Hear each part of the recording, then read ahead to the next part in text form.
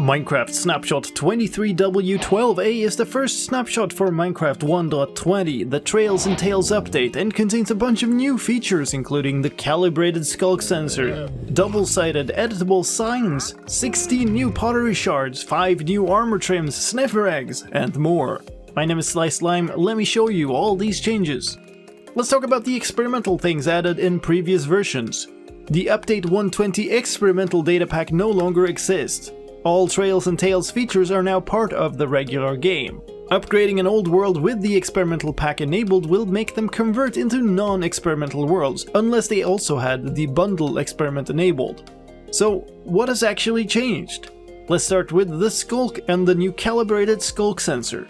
This new block is crafted from a Sculk sensor and 3 amethyst shards. Once placed, the Calibrated Sculk sensor has an input side that accepts a redstone signal, and the strength of that signal determines the only vibration frequency that the sensor will react to.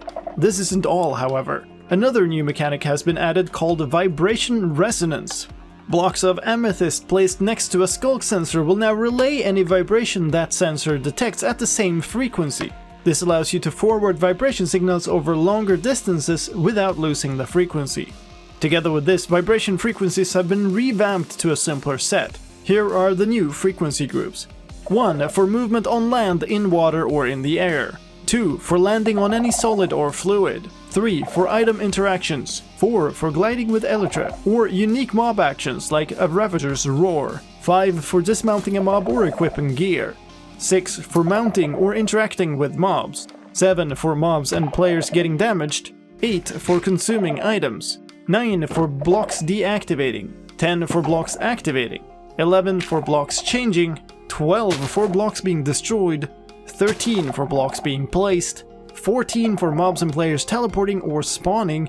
And 15. For mobs and players dying and explosions. In Archaeology news, there is now suspicious gravel in addition to the suspicious sand. New structures now have archaeology, including a brand new structure called Trail Ruins, a buried structure from a lost culture. The top of the structure pokes up slightly out of the ground, while most of it is buried and has to be dug up to be explored. This is a showcase of how the whole structure can look underground. It has suspicious sand and suspicious gravel, which can contain a wide array of loot, which you can see on screen now, including 7 new pottery shards and 4 new armor trim smithing templates. In total, there are 16 new pottery shards, making for a total of 20, which have been distributed over the 5 different archaeology sites. The archaeology for desert temples now includes the new miner pottery shard. The desert wells now contain the brewer shard. Suspicious gravel now also generates in cold ocean ruins, which can give you many things, including the Blade, Explorer, Mourner, and Plenty pottery shards. Suspicious sand now forms in warm ocean ruins, which also gives you many things, among them the Angler, Shelter, and Snort pottery shards, and the Sniffer egg. More on that one later. Armor trims have been updated in this version with 5 new ones. The new Trail Ruins can have 4 of them. Wayfinder.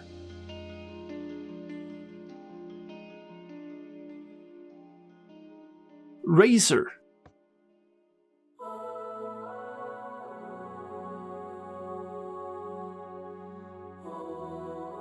Shaper.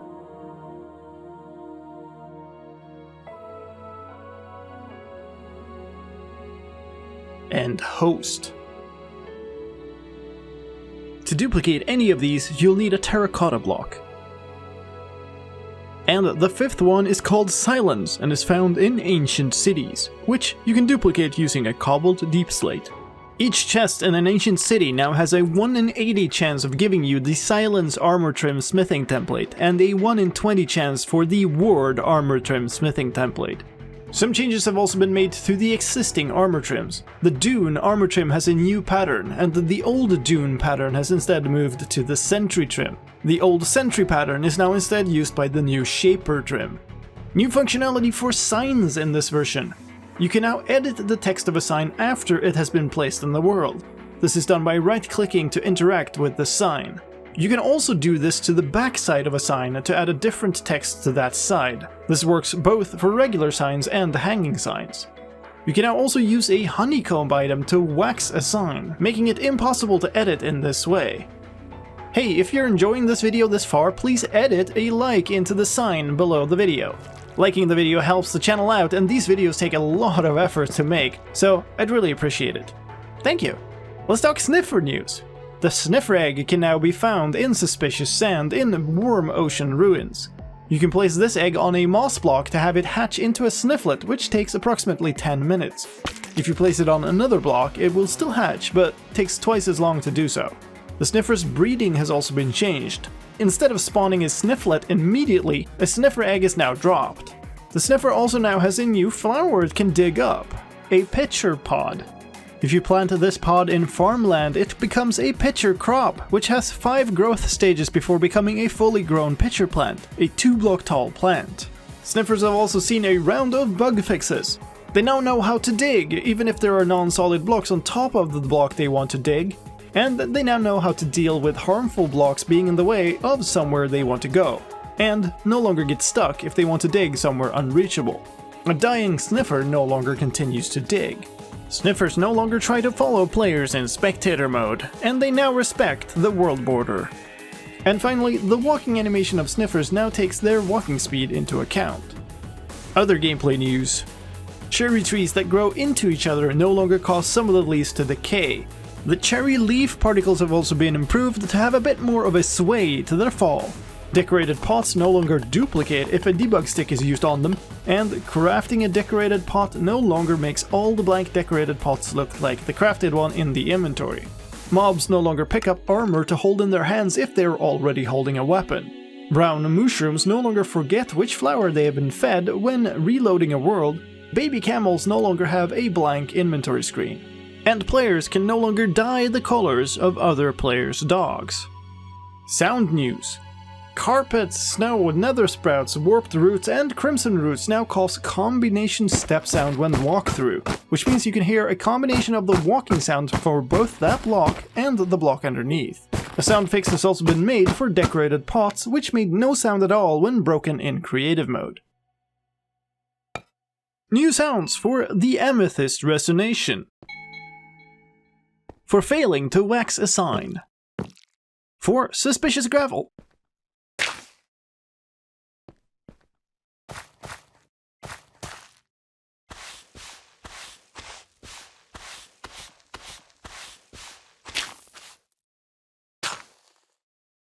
And for sniffer eggs cracking and hatching.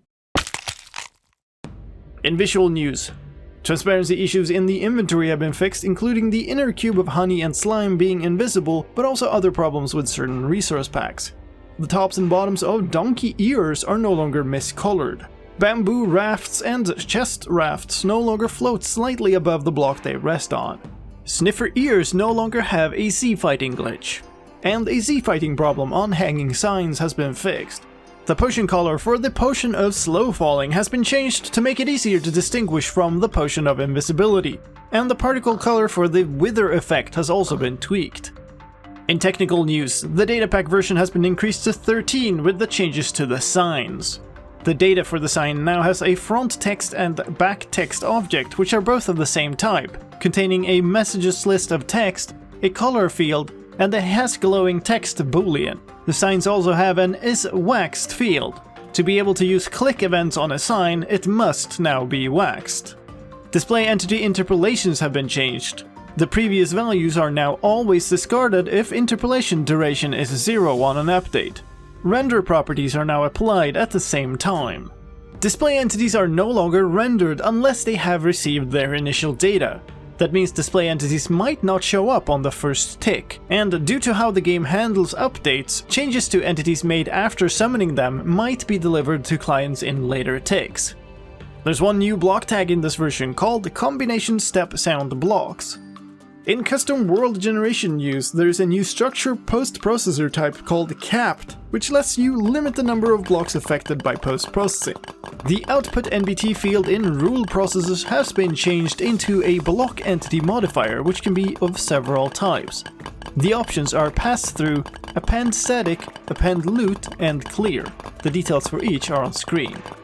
In addition to this, several stability and performance fixes have been made, including a desync fix if you started riding something far away, a freeze when updating a block in certain superflat worlds, and several other optimizations. And that's all for Snapshot 23w12a. Thank you for watching. My name is Sliced Slime. I'll see you next time.